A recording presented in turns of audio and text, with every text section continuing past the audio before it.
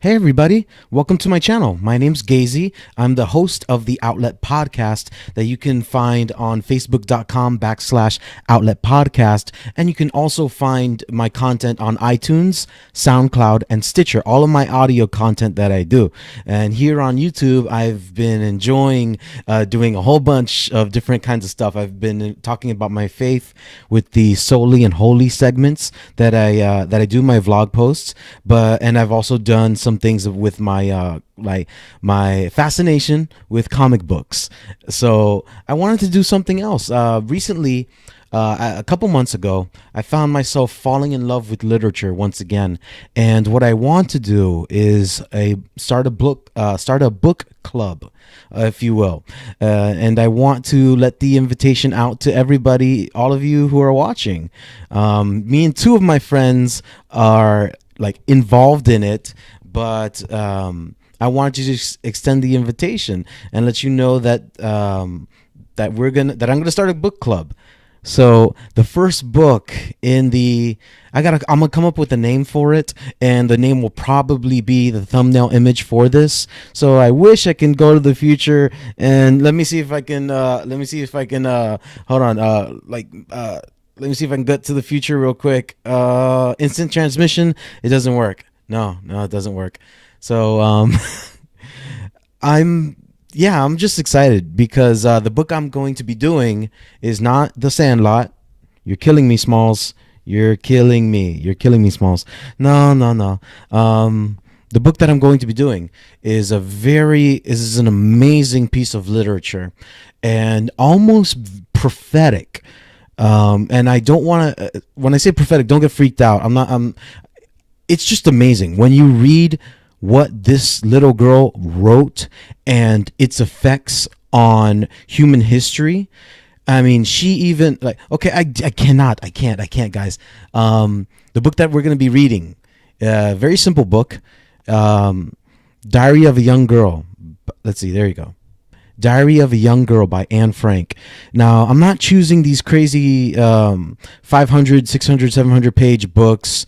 I might do a series of books, but I'm not going to go I'm not going crazy. What I like to do is read the books that I've always been told I should read. So among the books that I want to do, I've already read Catcher in the Rye. I've read Common Sense by Thomas Paine, and I'm finishing up The Diary of a Young Girl. And right now I'm going to leave one of my thoughts on this book, but go ahead and pick it up wherever you can. Tangibly, $8 in a bookstore, in your nearest bookstore, even your nearest used bookstores. If you can buy it online, then that's not too bad either. But presently, I'm almost done with it. So what I want to do is just talk about something that I read that stuck out to me in this book. So let me go ahead and put what I uncovered when I was reading this book is that among a lot of things is that Anne Frank was very perceptive. And one of the things that I've noticed about Anne Frank was that she was able to kind of diagnose this young boy that was also living with her. So here we go. So when I was reading this, she was I noticed that she was talking about this boy, Peter Van Dan. Now, not only did Anne Frank live in the secret annex that they say, but it was also the Van Dans, which was a family of three, Mrs. Van Dan and Mr. Van Dan and the son. There was also one more gentleman who was able to go in, and I believe his profession was a dentist. So I'm trying to find the page right now. Let's see, because here, Wonder Weapon. You guys got suffer me for a moment. Here we go. It's on page 255. I'm almost done with the book. I'm almost done with the book, and this is something I wanted to share in the book club between me and my friends. This is just something that's off topic, so it's not something I will be talking about with them. But if they watch the video, then I'm in trouble. So shame on me. On page 255, I won't read too much. It says, I've so often thought how lovely it would be to have someone's complete confidence, but now that I'm far, I've realized how difficult it is to think what other person is thinking and then to find the right answer. More especially because the very ideas of easy and money are something entirely foreign and new to me. Peter's beginning to lean on me a bit, and that mustn't happen under any circumstance. A type like Peter finds it difficult to stand on his own feet, but it's even harder to stand on your own feet as a conscious living being. Because if you do, then it's twice as difficult to steer a right path through the sea of problems and still remain constant through it all. I'm just drifting around, have been searching for days, searching for a good argument against the terrible word easy, something to settle it once and for all. How can I make it clear to him that what appears easy and attractive will drag him down into the depths where there is no comfort to be found, no friend, and no beauty, depths from which it is almost impossible to raise oneself? Okay, and I guess I'll stop it right here, you guys. If you've never read The Diary of a Young Girl by Anne Frank, I hope you've stuck around until minute 5 or minute 5.5 when I started reading. Anne Frank is a beautiful and sorely missed human being. I wish she would have still been around after the Holocaust. I know she passed away, but I don't know how. I don't know when. I'm reaching the end of the book, but I don't know. I'm going to have to YouTube or do some research to try to find out in which concentration camp she went to pass away. But in reading this, she talks about this boy, Peter, who his confidence was very low. And she said that it should not be that way and that she should not be a crutch to him because he was kind of using her in a way as a crutch. And she said no individual, that an individual needs to be able to stand and withhold certain things. And it got me to think about my personal relationship with my wife and how I first met her and how Anne Frank's personality, a very strong and vibrant little girl, how it's very similar to that of my wife. And when I started thinking about that, I noticed a lot of allusions between Peter Van Daan and myself. How as a person, I was I'm kind of I'm insightful. And I'd like to imagine myself as someone who's bright and conscious and aware. However, me, like Peter, I found myself in my own attic. See, the secret annex had an attic, and Peter kind of lived up there in that attic. I mean, he would come down, be with his parents and whatever, but he would always stay up there in the attic.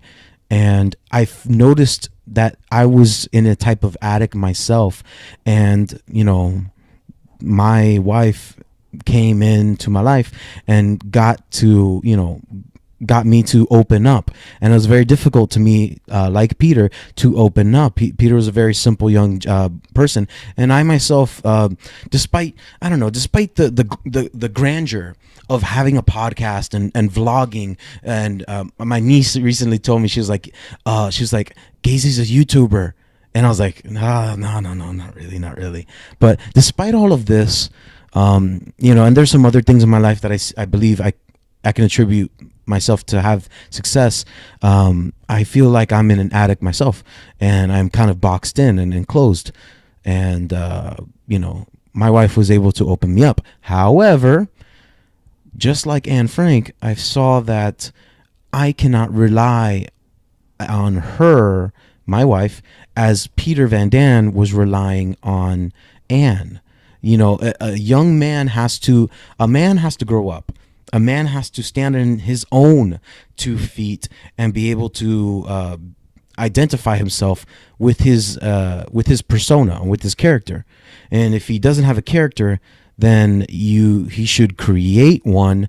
And I don't mean a fake one. I mean build one up with morals, values, and ideologies. That's how a man is made. So I found it very interesting also that Anne, a girl, was able to notice these things. So I'm blown away by you girls, ladies. Like, are you that magical? Girls, can you tell these things about a guy? I mean, I'm not like, if you're okay, man, okay. Some girls like to purport themselves to be a certain way, like that they're insightful and that they know. To some degree, I want to say so, but other girls are just delusional. I'm sorry. Some girls will believe one thing about a guy just because they're smitten. And Anne Frank, although she was smitten by this boy, she wasn't at first. And it was her perception that like really stood out to me. So that was on page 255 of this copy of A Diary of a Young Girl, Anne Frank. I'm almost done. I want you guys to hop on the bandwagon too and read. It's a very simple book, not that many pages, and you can knock it out. I know you can knock it out. So these conversations that I want to have as far as a virtual book club, I hope and pray that you don't use it for, if you're in school, please, I warn you, do not use my opinion for your piece. That's not ethical at all, and you should be ashamed of yourself. But apart from that, I want to know what you think when you read this book. So what I'd like to do is create some sort of a fan page on my Outlet podcast or create some sort of a thread. Whatever I will create, I will bring it back up and I'll let you know. You can find all of my content on facebook.com/Outlet Podcast. You can listen to my audio listen to my audio on iTunes, on Stitcher, and on Soundcloud. You can listen to all the audio content there.